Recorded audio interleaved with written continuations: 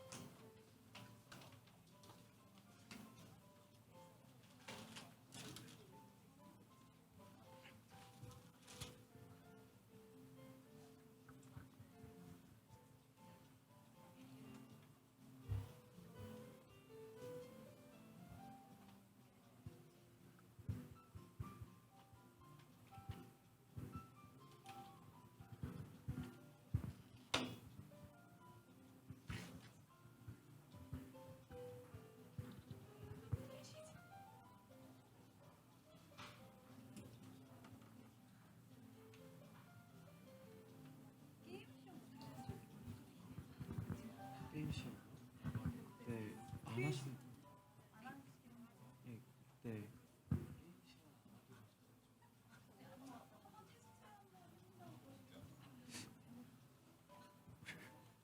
저는 지금 1분 30초 정도 남았는데 좀 지금 여기 오셨거든요.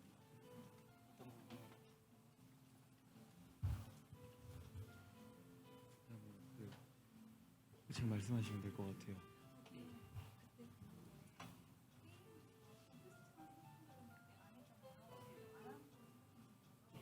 음. 음.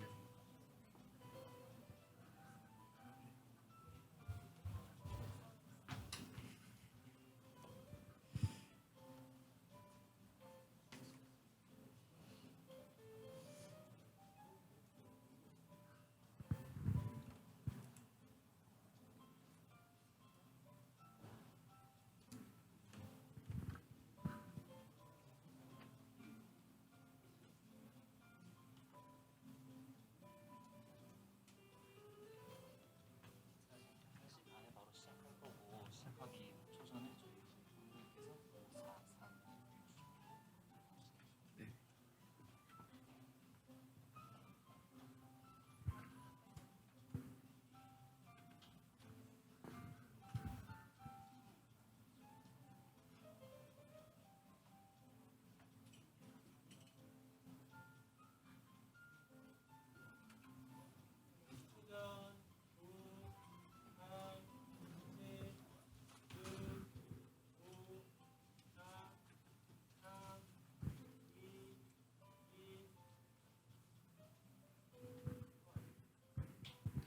네, 안녕하세요. 저는 2021 서울국제도서전 디지털북 책캐스트 배리어 프리 웹툰은 가능할까의 사회를 맡은 안희재라고 합니다. 네, 오늘 주제는 여기 적혀 있는 것처럼 배리어 프리 웹툰인데요. 그래서 오늘은 시각장애인 당사자분들부터 이제 배리어 프리 웹툰을 고민하는 분들까지 함께 모여서 이 세션을 준비했습니다. 우선 전체 발표가 시작되기 전에 이제 발표에서 사용될 용어들 중에서 약간 생소할 수 있는 말들을 먼저 설명드리려고 하는데요. 첫 번째로는 이제 제목에 나와 있는 배리어 프리라는 단어인데 말 그대로 장벽이 없다라는 뜻입니다. 원래는 고령자나 장애인들도 살기 좋은 사회를 만들기 위해서 물리적, 제도적 장벽을 없애자. 그래서 기본적으로는 약간 건축 설계 같은 면에서 사용되기 시작했는데요. 이제 그 이후로는 사실 사회적 인식 같은 면에까지 확장되어서 사용되고 있고요. 그 두 번째로는 유니버셜 디자인인데 사실 말 그대로 누구나 사용할 수 있는 디자인입니다. 배리어 프리하고 단어가 그렇게 크게 다르지 않다라고 생각을 간단하게 해주셔도 될 것 같습니다. 그리고 TTS라는 약자가 등장할 텐데요. 그거는 텍스트 투 스피치의 줄임말로 글자로 적혀 있는 텍스트 정보를 이제 음성 정보로 바꿔주는 기능을 이야기하고, 대표적으로는 이제 아이폰 같은 데 있는 보이스 오버 기능을 생각하시면 될 것 같습니다. 그리고 대체 텍스트라는 단어도 자주 등장할 텐데요. 이제 이거는 시각장애인의 웹 접근성을 위해서 필요한 걸로, 사진이나 그림 같은 이미지만 있으면 이제 잘 읽어주지 않는데, 이제 그거는 맨 처음 발표 동영상에서도 잘 드러날 텐데요. 이제 그거를 읽어주도록 만들기 위한 설명이 대체 텍스트이고, 그 영상물에서 사용되는 대체 텍스트를 간단히 생각해서 화면 해설이라고 생각을 해주시면 될 것 같습니다. 그래서 베리어 프리와 유니버셜 디자인은 대략 비슷한 의미이고, TTS는 대체 텍스트를 이제 소리로 바꿔주는 그런 기능이고, 화면 해설은 대체 텍스트인데 영상물에서 사용되는 경우라고 생각해 주시면 될 것 같고요.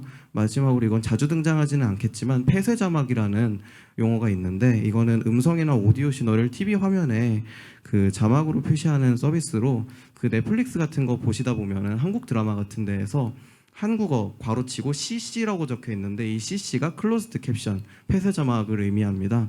그래서 이게 또 이제 나중에 발표에서 등장할 수 있어서 이렇게 소개를 드렸고요.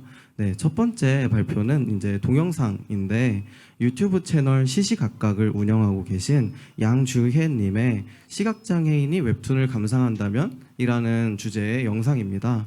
이제 이 영상을 보시면 웹툰을 보는 환경이 그 베리어프리라는 측면에서 어떠한지, 그리고 그게 조금 더 나아지기 위해선 무엇이 필요한지 아실 수 있을 것 같아요. 그러면 영상을 함께 보시면 될 것 같습니다. 안녕하세요. 시시각각의 양조입니다. 오늘은 제가 시각장애인들이 혼자서 웹툰을 볼 수 있을까를 주제로 영상을 찍어보려고 하는데, 일단 간단하게 제 시력을 말씀드리면, 오른쪽 눈은 이제 아예 안 보이고요. 왼쪽 눈으로는 사물의 형태를 간단하게 볼 수 있고, 전자기기에 있는 글자를 크게 확대해서 볼 수 있는 정도? 제가 잘 아는 곳에서는 조금 더 잘 보고, 처음 가는 곳에서는 거의 뭐가 있는지 알기 어렵다고 생각하시면 될 것 같아요. 이게 너무 빠를 수도 있겠다. 음량, 말하기 속도 75, 70, 60% 설정, 유튜브, 네이버 들어가서 버튼, 검색창, 버튼, 검색창에 이전, 네이버 버튼, 웹툰.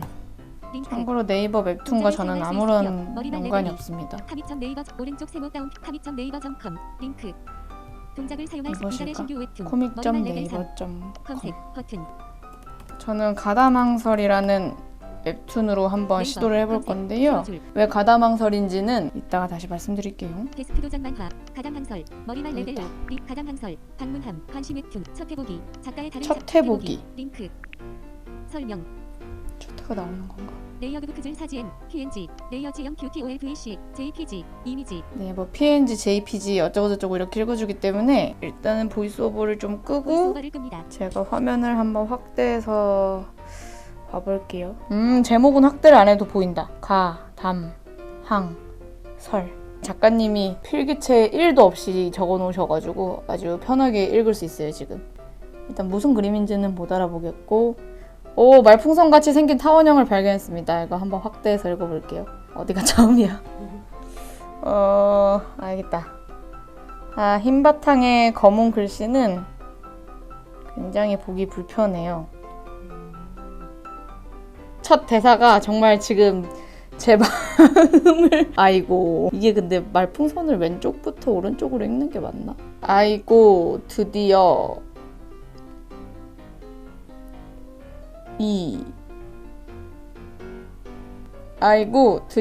이 고생도 끝이군 이라고 적혔을 것 같아. 끝이다. 맞습니다. 물결. 맞습니다. 느낌표. 맞습니다. 그 아래쪽에는 약간 대각선 아래쪽에 이게 위에서 밑으로 이렇게 내리면서 보는 거니까 말풍선도 그 높이 순서대로 보면 되나 봐요. 그인가? 고가 맞네. 그인가? 그네. 아닌가? 고네.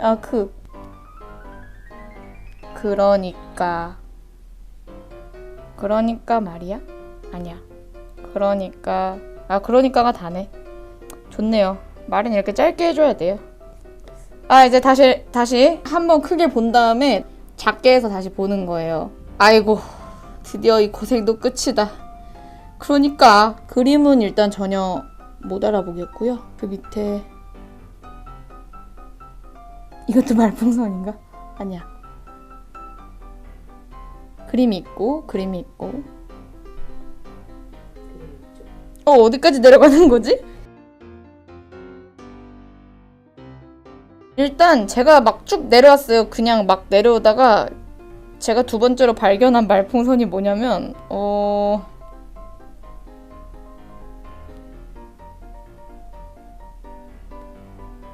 답답하시겠지만 함께 해주시기 바랍니다. A 물결 느낌표를 발견했습니다. A 물결 느낌표가 세 번째 말풍선이 아니겠죠? 네. 그 말은 그 위에 있는 말풍선이 제 눈에 말풍선으로 안 보였다는 소리일 거예요. 안 되겠다 이거. 이거 좀 불가능한 것으로 결론을 좀 짓겠습니다. 물론 시각장애인들마다 시력차가 다 있긴 하겠지만 일단 저의 시력 정도로는 웹툰을 보는 것은 사실상 좀 어렵다. 눈으로 보는 건 좀 불가능하다라고 결론을 좀 내야 될 것 같고요. 되게 길어요 이게. 어디까지 있는 거야? 보통 비장애인들이 이거 한 편 읽는데 몇 분 정도 걸려요? 죄송한데 무슨 말 편마다 다른데 이 정도. 5분이면 5분 내에는 보는 거. 이거를 네. 5분? 5일 걸릴 것 같은데 나는 보려면? 이번에 시각장애인 혼자서 웹툰을 볼 수 있을까라는 주제로 영상을 찍으면서 국내 성우진들이 유명 웹툰을 오디오로 제작한다는 소식을 듣고 한번 찾아봤는데 그 작품이 가다망설이었어요. 그래서 제가 웹에서도 가다망설을 먼저 한번 감상을 해본 거거든요. 그럼 한번 우리나라 성우분들이 직접 제작하신 오디오 웹툰을 한번 찾아볼게요. 가다망설 이라고 검색하면 홈시호의 홈시호 웹툰 가담항설 오디오 드라마 전투신 엿보기 1분 찾은 것 같아. 홈시호 성우 홈시호 요거 최강 조회수 영상 한번 홈시호의 홈시호 봐볼게요. 웹툰 가담 동영상 플레이어 보이스오버를 끕니다. 천동지가 불에 대답할 기회를 딱 한 번만 오. 더 줘. 비법서는 어디에 있나? 한솔아! 으아, 뭐야? 깜짝 놀랐네. 나 팔 없다. 오늘 생겼는데 없어졌어. 한솔아, 괜찮아? 아, 저기 있다. 괜찮아. 멀쩡해. 잘 움직여. 그래? 그건 그거대로 좀. 들으면서 할 수 있으니까 확실히 속도감은 있는 것 같고 이게 대사가 적혀있는 그림을 이렇게 순서대로 보여주면서 하네요. 어떻게 저걸로 한솔이 팔을? 근데 이 그림 자체가 되게 잘 보이는 건 아니어가지고 않겠군. 대답할 기회는 충분히 줬다. 효과음 그림 어떻게 들려요? 우와, 효과음은 진짜 그냥 효과음처럼 들려요. 빨리 돌아가야지. 이렇게 보니까 그래도 내용을 어느 정도 이해하려면 충분히 이해할 수는 있을 것 같아. 괜찮다. 형, 그령이 사람한테 칼 쓰지 말라고. 야! 그림 자체가 완벽하게 이해가 되진 않는데 사실 어느 정도는 소리랑 대사들만 가지고도 이해할 수 있을 정도?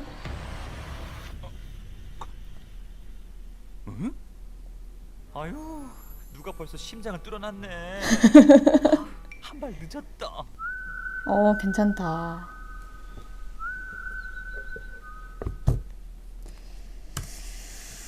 재밌네. 이런 식으로 볼 수 있게 만들어주는 건 되게 좋은 것 같아요. 뭐 이게 원래 목적 자체가 시각장애인을 위해서 만든 거는 아니겠지만 웹툰 자체를 영상으로밖에 즐길 수 없는 저희 입장에서는 굉장히 좋은 컨텐츠라고 생각이 되고요. 가다망설처럼 꼭 오디오 드라마 형태가 아니더라도 웹툰이 애니메이션으로 제작된 사례들도 꽤 있거든요. 대표적인 게 마음의 소리, 와라 편의점, 시네탑, 갓 오브 하이스쿨.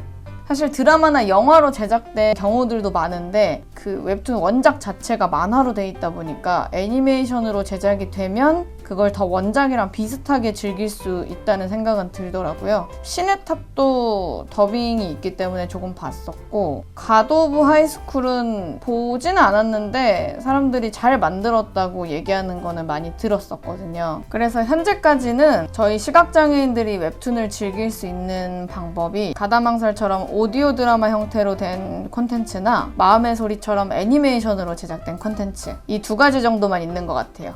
정리를 하면 시각장애인들이 웹툰을 볼 수 있는 방법은 드라마, 영화, 오디오 드라마, 애니메이션 형태로 제작이 된 작품들만 감상할 수 있다. 물론 이것도 시력의 정도에 따라서 조금씩 다를 수 있다. 이 정도로 정리할 수 있을 것 같아요. 저보다 조금 더 글씨를 잘 보시는 분들은 웹툰을 웹사이트 자체에서 감상하시는 분들이 계실 수도 있어요. 만약에 앞에서 이야기했던 방식의 콘텐츠들 이외에 시각장애인이 웹툰을 원작 그대로 즐길 수 있는 방법이 뭐가 있나를 생각해보면, 웹툰 자체를 업로드할 때 해당 이미지 파일에 대체 텍스트를 입혀서 말풍선 안에 들어가는 대사나 그 대사를 하는 캐릭터 이름, 효과음, 그리고 간단한 화면 설명, 이런 것들이 추가되면 시각장애인들이 사용하는 스크린 리더로 이미지 파일에 추가된 대체 텍스트를 읽으면서 웹툰을 감상하는 방법도 있을 것 같아요. 아니면 오디오 드라마에 화면 해설이 들어가는 거 어떨 것 같아? 그것도 되게 좋을 것 같아요. 왜냐면 아까 보면서 조금 아쉬웠던 게, 이게 특히 장르가 액션이라서 그런지는 모르겠는데 화면 자체를 보기가 힘드니까 대사랑 효과음만으로 그 장면을 좀 상상하면서 봐야 돼서 그게 조금 아쉬웠거든. 근데 만약에 거기에 간단한 화면 해설 정도만 추가가 돼도 그 장면을 이해하는데 훨씬 더 도움이 될 것 같아요. 오늘 주제로 찍은 거 어땠어? 나는 되게 하고 싶은 말 할 수 있어 좋았던 것 같아. 시각장애인 당사자 입장에서 웹툰이라는 콘텐츠는 항상 너무 멀게만 느껴지는 그런 콘텐츠였는데, 이번 촬영 통해서 내 나름대로 볼 수 있는 방법도 찾아보고, 애초에 그냥 본다는 시도 자체를 안 해봤던 거를 시도해 볼 수 있는 기회? 그런 기회라서 너무 좋았고, 아무튼 이번 기회를 통해서 좀 많은 사람들이 시각장애인 웹툰을 못 볼 거다라는 생각보다는 어떻게 하면 감상할 수 있을지에 좀 더 집중해서 이 방법을 찾을 수 있는 기회가 됐으면 좋겠다, 그런 생각하면서 찍었던 것 같아요. 왜냐면 항상 장애라는 게 단어가 들어가면 사람들이 어떻게 하면 할 수 있을까 보다 그냥 할 수 있을까? 라는 자체에 주목을 많이 하기 때문에 방법을 찾는 것보다는 그냥 의문을 갖고 끝나는 경우가 많은데, 이제는 장애인식도 많이 개선이 됐고 하니까 그 방법을 찾는데 좀 더 주목해 볼 수 있는 시대가 오지 않았나? 뭐 이렇게 열심히 떠들어주는 장애인들도 많아지는 시대니까. 네, 여기까지 이제 첫 발표 동영상으로 함께 보셨는데요. 이제 시각장애인이 웹툰 사이트에 들어가서 웹툰을 어떻게 감상할 수 있는지 직접 해보시면서 보여주셨습니다. 이제 사실 네이버 웹툰, 카카오 웹툰 이런 다양한 어플리케이션들을 제가 직접 들어가서 보이스오버로 테스트를 해본 적이 있었는데, 아이콘도 되게 작고 읽어주는 게 제대로 없기도 하고, 그러니까 애초에 시각장애인이 어플을 사용할 거라는 생각 자체를 안 하고 설계를 한 어플들이 많더라고요. 인터넷 사이트도 그렇고. 그런데 이제 방금 동영상을 보시면 지금 환경이 잘 되어 있지는 않지만 사실 기술적으로는 시각장애인이 웹툰을 보는 것에 아무런 무리가 없는 환경을 충분히 만들어낼 수가 있다. 그러니까 우리가 이게 필요한 고민은 그걸 우리가 어떻게 구체적으로 시각장애인이 볼 수 있는 웹툰 환경을 만들 수 있을까, 이런 고민을 나눠보자는 발표였습니다. 네, 그래서 저희 두 번째 발표는 여기 계신 강신혜 작가님 발표인데요. 이제 시각장애인 당사자이시고 현재 교사로도 일을 하고 계시는데, 게임 서울 2033이라는 스토리 게임의 이제 스토리 작가로도 일을 하고 계십니다. 그래서 게임 사례를 통해서 유니버셜 디자인이 우리에게 왜 필요한가, 이런 이야기를 해주시는 게 이제 앞에 동영상에서 나누어 주셨던 우리가 어떻게 하면 콘텐츠를 배리어프리하게 만들 수 있을까, 이런 고민과도 연결될 수 있을 거라고 생각하는데요. 그러면 두 번째 발표 들어주시면 될 것 같습니다. 안녕하세요. 저는 그 시각 장애인이고요. 아까 그 유튜버 양주혜님하고 약간 비교를 하자면 시력 정도는 거의 그 약간 형체랑 색 정도를 좀 구별할 수 있는데 거의 큰 의미가 없고요. 글씨 같은 건 아예 못 읽고, 거의 진짜 큰 글씨는 정말 집중해서 뭐 한 1분 만에 읽거나 그럴 수는 있지만 거의 못 읽고요. 그 정도의 그런 사람이라고 생각해 주시면 될 것 같고, 그리고 아까 전에 그 소개해 주셨던 것처럼 중학교에서 교사로 지금 재직 중이고요. 또 동시에 반지하 게임즈라고 하는 게임 회사에서 스토리 작가로 일을 하고 있습니다. 물론 시각장애인과 게임, 시각장애인과 웹툰만큼이나 되게 어울리지 않는 그런 조합이라고 생각하시는 분들이 정말 많을 거라고 생각을 하는데요.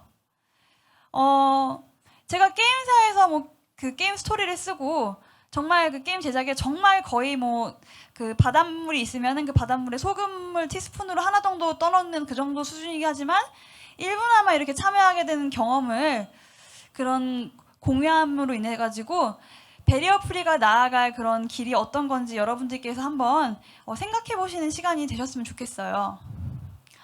제가 처음에 세미나 주제를 들었을 때요. 처음에 솔직히 좀 회의적이었어요. 왜냐하면요. 그도 그럴 게 제가 원래부터 장르 소설 쪽에 굉장히 관심이 많았거든요. 판타지 소설 이런 거요. 그래서 트렌드가 2010년대 중반 이때부터 이렇게 웹소설로 바뀌었잖아요. 그런 뒤에도 저는 굉장히 열성적인 독자였고요. 그 외에도 독서를 좋아했기 때문에 제가 작년에 2020년에 그 전자책을 사기 위해서 모 그 전자책 업체에다 쓴 돈만 해도 한 70만 원 정도 되기는 해요. 근데 물론 뭐 세트 같은 거 사고 이러느라고 그러긴 했는데, 근데 제가 막상 이용을 해보면 그 활자로 되어 있는 웹소설조차도 제대로 접근하기에는 여러 면에서 정말 여의치가 않은 경우가 되게 많아요. 예를 들어서 아까 전에 그 사회자이신 안희진 기자님께서 말씀하신 것처럼 앱 접근성이 정말 너무 안 좋아서 아예 결제를 못 한다든지 그 작품에 그 또 찾아 들어가야 되는데 그거를 못 한다든지 아니면 작품까지는 찾아 들어갔는데 뷰어가 이게 이미지로 되어 있어서 이미지 파일로 되어 있어가지고 텍스트가 아니라서 화면을 읽어주는 그 TTS가 제대로 인식을 못하고 그래서 저는 돈이 있어도 내가 좋아하는 작품인데 우리 시각 장애인들 그 스크린 리더 접근성을 제대로 그 고려하지 않고 만든 사이트에서 연재를 독점으로 하시거나 그러면은 못 보는 거예요. 소설인데도 소설은 그 글자니까 우리는 좀만 하면 스크린 리더 바로 읽을 수 있는데도 불구하고요. 근데 뭐 이런 상황에서 꼭 웹툰? 근데 또 한편 생각해 보니까요. 그러니까 더더욱 필요한 논의였다고 생각이 들기도 해요. 제가 웹소설에 관심을 두다 보니까 자연적으로 그 다른 것들도 굉장히 관심을 확장하게 되었는데 그렇게 또 게임에도 어렸을 때부터 관심을 많이 가지게 돼서 게임도 하게 된 거고요. 근데 그 게임 하면서도 시각장애인이 어떻게 게임을 해? 이렇게 생각하는 사람들을 많이 봐왔는데 내가 시각장애인인데 나부터가 시각장애인이 웹툰을 어떻게 봐? 이렇게 생각하는 거는 너무 슬픈 일이잖아요. 예, 그건 아니라고 생각이 들었고 그리고 사실 웹툰이라고 하는 게 굉장히 요즘 문화적으로 영향력이 커요. 영화나 드라마로도 많이 제작이 되고 있고 글 읽기 싫어하는 그런 학생들도 웹툰은 봅니다. 그래서 굉장히 유명한 웹툰들은 뭐 학생들이 굉장히 그 한 반에 있으면 뭐 20명 있으면 15명씩 보고 있는데 그거에 대한 공감대를 형성을 못 한다던가 그런 경험이 있어가지고 되게 안타까울 때가 많았어요. 제가요 그래서 웹툰과 직접적인 그런 관련이 없는 게임에 대한 이야기지만 그렇지만 게임도 마찬가지로 시각장애인들한테는 불모지잖아요. 그래서 이 사례를 통해서 또 여러분들께서 한번 배리어 프리와 유니버설 디자인이라는 것에 대해서 생각을 해보시면 좋을 것 같아가지고 말씀을 드리게 되었고요.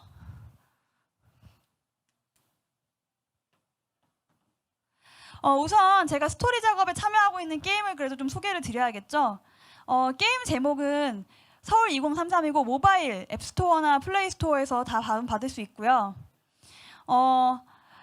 제목을 보면 예상하시는 것처럼 배경은 2033년 서울이고요. 게임의 장르는 텍스트 어드벤처예요.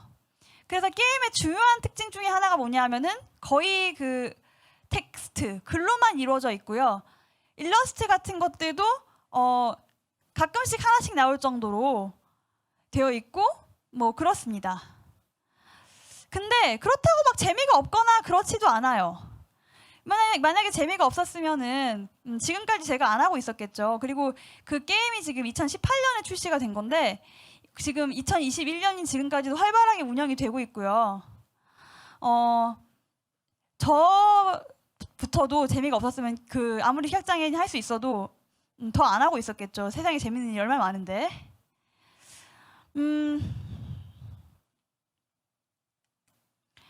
게임 줄거리가 대충 이래요. 서울 상공에서요 핵이 폭발을 했어요. 근데 핵이 폭발해도 인간은 살아남죠. 살아남아서 서울에서 어떻게든 아등바등 살아갑니다. 근데 그 중에서 주인공은 어떤 인물이냐면 핵 폭발 당시에 정부를 믿지 않은 소수의 사람들이 도봉산 깊은 산골로 숨어 들어갔어요. 숨어 들어가서 거기서 폐쇄적인 공동체를 이루면서 산에서만 살았어요. 그러니까 얘는 정말 세상 물정도 모르고 아무것도 모르는 애겠죠. 근데 이 애의 18번째 생일날 부모님이 어떤 괴한들한테 살해당하신 모습을 본 거예요. 그래서 나는 빨리 부모님을 구하러 떠나야겠어. 이러면서 복수를 하러 가는데 만만치가 않겠죠. 그래서 가게 되면은 여기 그 사진에 제가 예시를 들어놓은 것처럼 여러 가지 상황에 부딪히게 됩니다. 여기 나와 있는 상황을 예시를 들어 설명하면은 그 어떤 할아버지가 식량을 못 구했다고 막 구걸을 하시잖아요. 나한테 돈의 여유가 있다면 구걸하는 할아버지한테 드릴 수 있어요. 근데 안 주고 그냥 넘어갈 수도 있어요. 근데 여기서 우리가 처음 플레이를 해봤을 경우에는 안 줬을 때 뭔가 페널티가 있는지 아니면 돈을 줬을 때 뭔가 이득이 있는 건지 이런 거를 알 수가 없고요. 그리고 그 할아버지한테 돈을 줬을 때도 어떤 능력이 있고 없고에 따라서 보상이 달라지기도 하거든요. 그런 식으로 각종 선택지를 보면서 우리가 이게 체력, 멘탈, 돈이라고 하는 이런 수치들을 잘 관리를 하고 능력들을 얻어서 강해지고 부모님의 복수도 하고 이런 식으로 선택을 잘해야 되는 그런 게임이에요. 근데 참 이런 게임이니까 텍스트가 많고 하니까 처음부터 시각장애인들이 플레이를 할 수 있도록 만들어진 게 아닐까 라고 생각을 하실 수 있을 것 같아요. 근데 그렇게 만들어지지 않았어요. 처음에 그 게임을 초창기에는요. 이 체력이랑 멘탈이랑 돈 같은 수치 같은 걸 안 읽어줬고 그 외에도 불편한 점이 되게 많았거든요. 근데 한 용감한 시각장애인이 그 리뷰를 올리게 됐어요. 리뷰를 올리게 됐는데 리뷰를 올렸는데 그 시각장애인의 리뷰를 보고 제작사에서 며칠도 안 돼가지고 바로 저희가 추진하겠습니다 하고 그 접근성 업데이트를 실시를 해줬어요. 물론 업데이트 자체는 좀 더 시간이 걸리긴 했지만 어쨌든 간에 해줬습니다. 사실은 그 시각장애인이 저거든요. 저도 참 인연이 신기하다고 생각을 해요. 그래서 그때 저는 근데 별로 기대를 하지 않고 그냥 글을 올린 거예요. 그리고 제가 왜냐면은 게임은 되게 재밌는데 이거 잘 할 수가 없으니까 그냥 아쉬운 마음에 올린 거지. 왜냐면 대기업들도 사실은 그 앱 접근성 같은 거에 대해서 별로 신경을 많이 안 써주는 경우가 엄청 많거든요.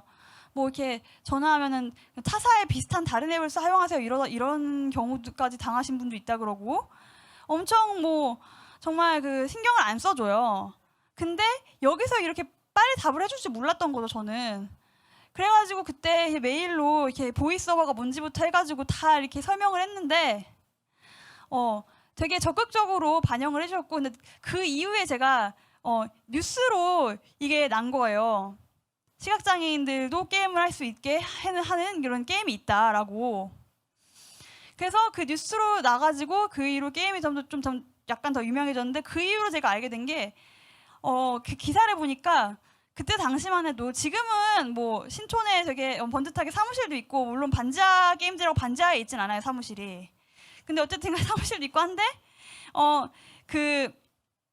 지금은 그런데 옛날에는 그냥 그때 당시만 해도 다 이렇게 공동대표 세 분이 학생이시고 다 자기의 그런 일이 있었고 그 일이 있는 와중에서 주말에만 카페 같은 데 모여가지고 막 게임을 만들던 그런 팀이었어요.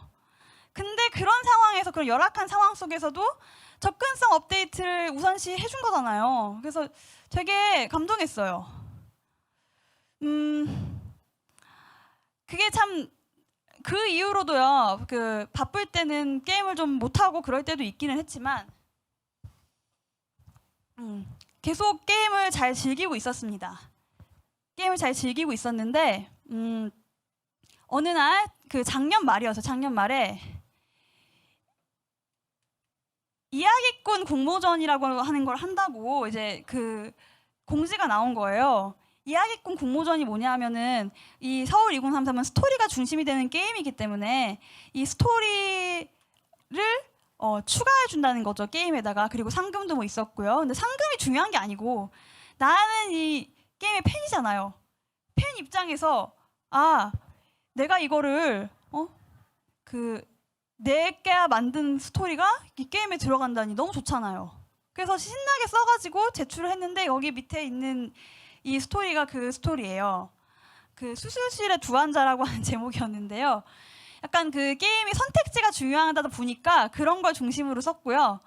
좀 어떤 내용이냐면 아무래도 그때 당시만 해도요. 게임에 그 의사나 병원 이런 얘기가 많이 없었어요. 그 아포칼립스 시대라서 그런지 진짜 무슨 머리에 총 맞고 다니면은 막 머리에 구멍 났구나 이러면서 이상한 아저씨가 와가지고 수술해주거나 내수술해주거나 아니면은 막 돈을 안 주면 절대 치료 안 해주는 뭐 그런 거밖에 없었는데 나의 의료 공백을 한번 메워보자 이 폐허 서울에 그런 느낌으로 썼는데 근데 병원이 아무리 뭐 운영을 한다고 해도 굉장히 열악할 수밖에 없잖아요. 그래서 그 폐허의 병원 모습을 좀 열심히 생각해가지고 넣었고요.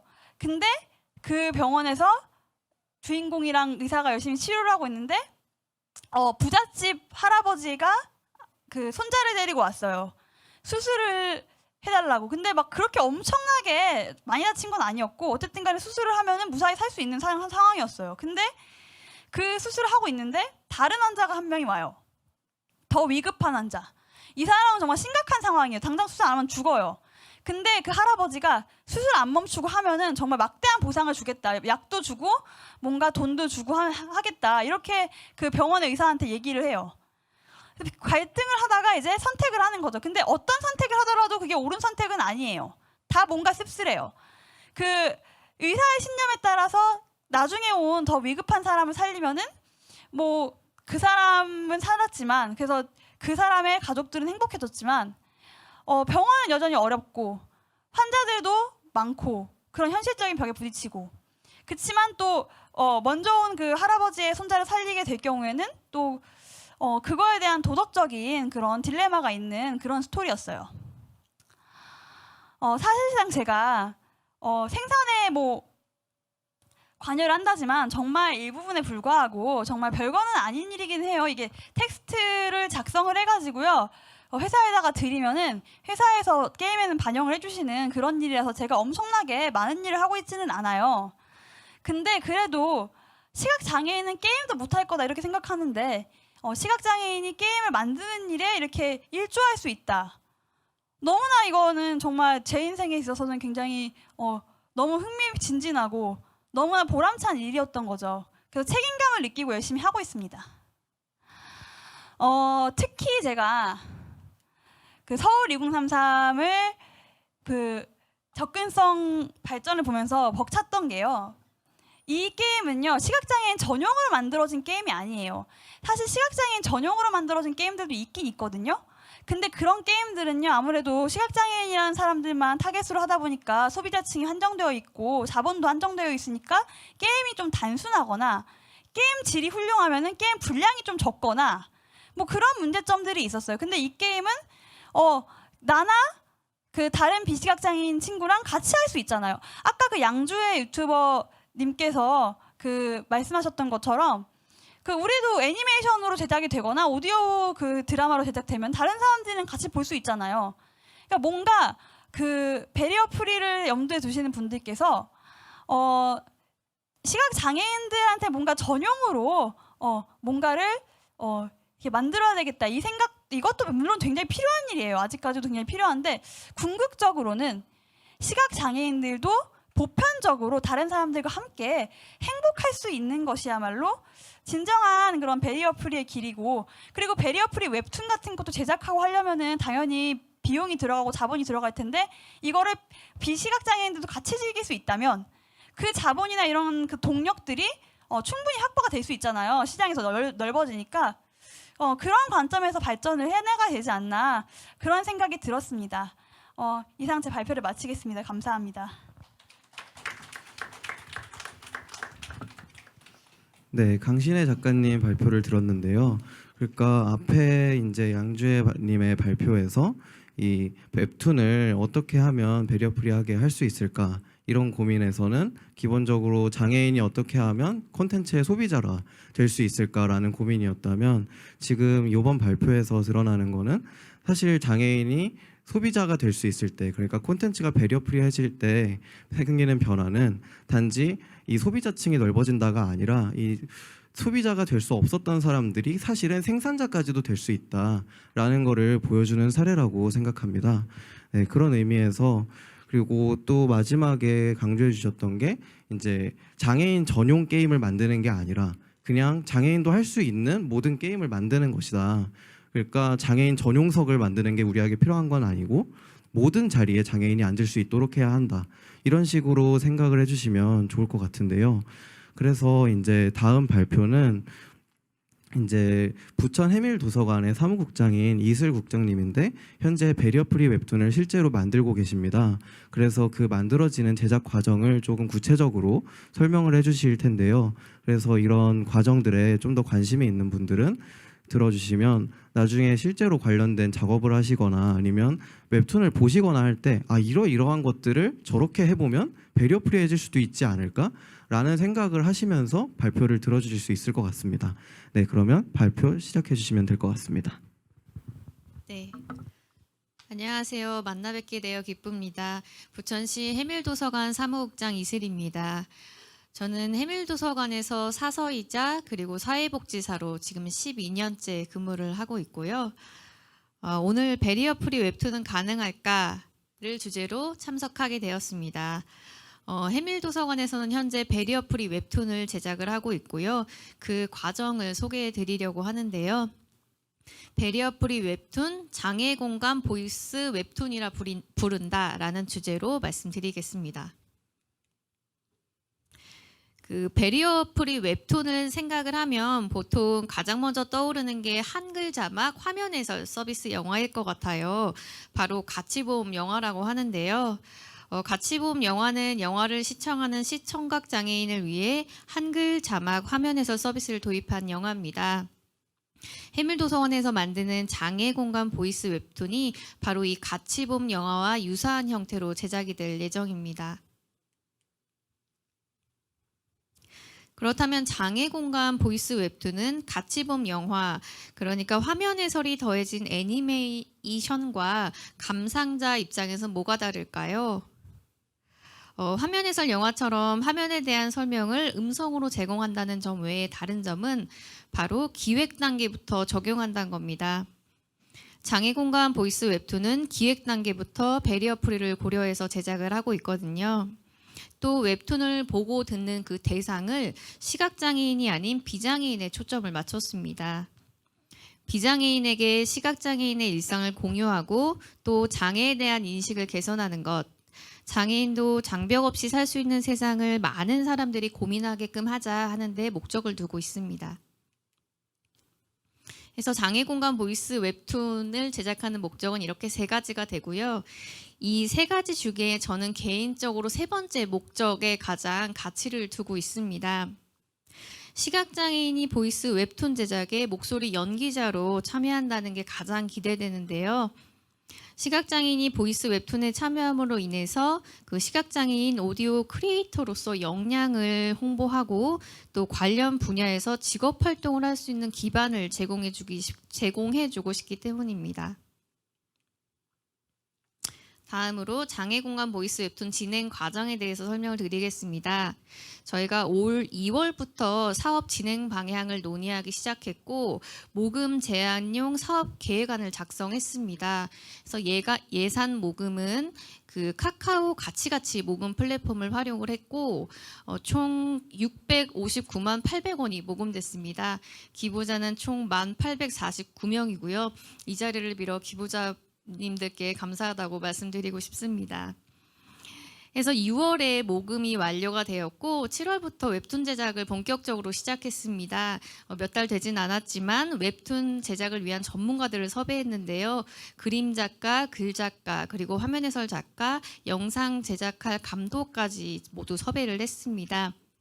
그리고 시각장애인의 이야기를 수집을 해서 현재 웹툰을 제작하고 있고 보이스 같은 경우에는 보이스 웹툰 페스티벌을 지금 예선 중에 있습니다. 그래서 목소리 연기자를 10명을 선발할 예정이고요. 녹음과 믹싱 작업이 끝나면 12월 중순쯤에 완료가 될 것으로 진행하고 있습니다. 조금 더 자세히 설명을 해드리겠습니다. 이 예산 모금 같은 경우에는 저희 기관의 예산만으로는 도저히 할 수가 없었고 또 나름 예산 모금을 통한 홍보 효과도 조금 마련을 하기 위해서 카카오 가치가치 플랫폼을 활용을 했습니다. 예산을 모금하기 위해서 나름 호소력 있게 글을 좀 썼는데요. 조금만 읽어드려 보겠습니다. 도로에 깔린 노란색 블록이 어떤 역할을 하는지 아시나요?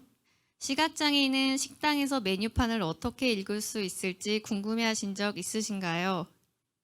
우리가 너무도 편하게 사용하는 키오스크, 무인 주문기가 누구에게는 편하지 않다는 사실 알고 계셨나요?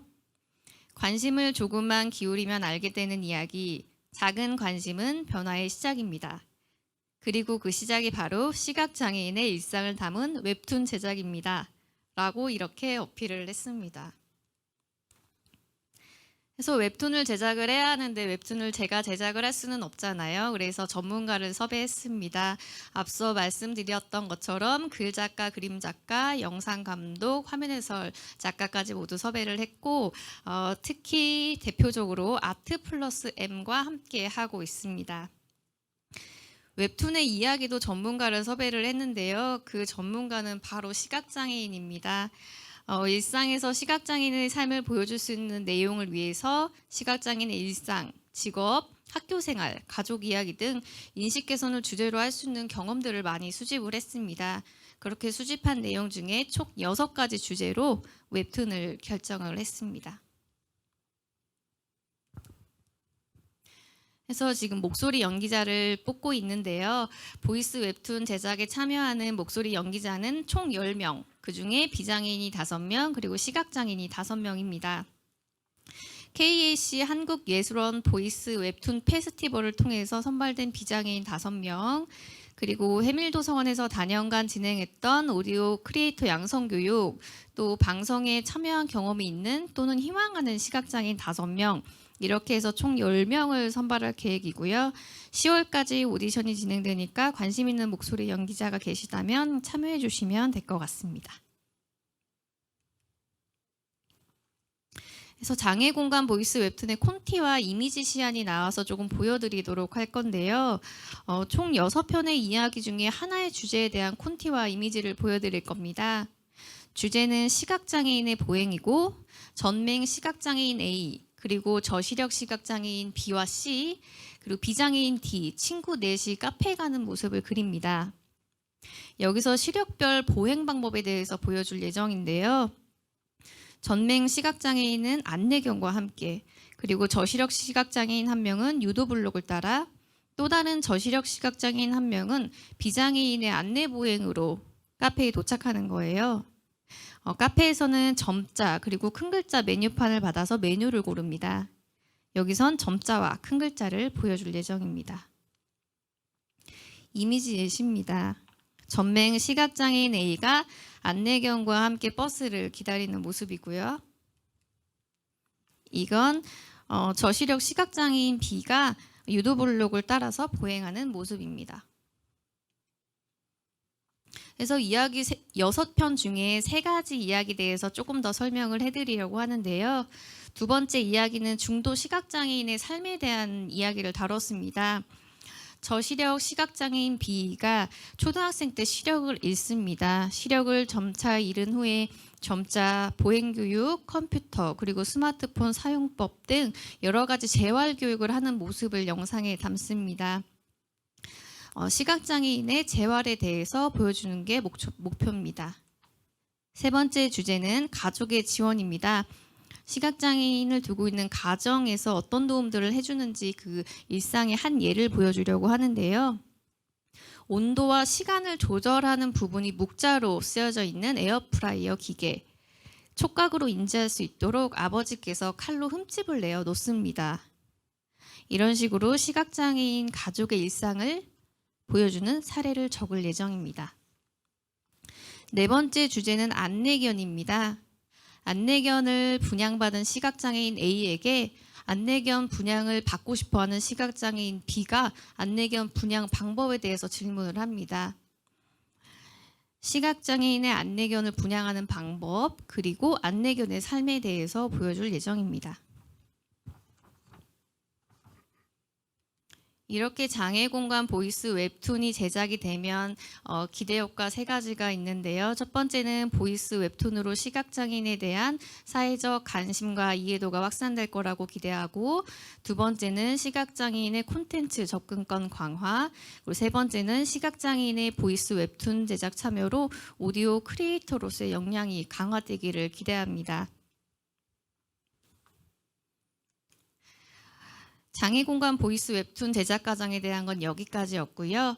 현장에서 생각되고 있는 배리어프리를 조금 말씀드리려고 합니다. 세 가지 정도 말씀드리려고 하는데요.